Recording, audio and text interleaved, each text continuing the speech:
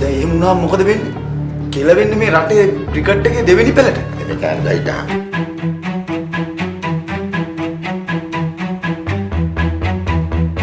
තව ටිකෙන් එයි.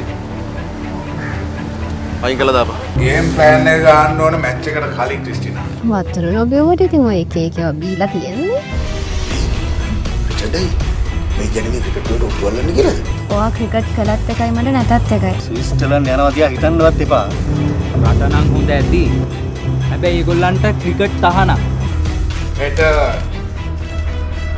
තරගේ කැප්ටන් අසිත වීරසේකරනේ මං කියන්නේ 6ක් ගන්න.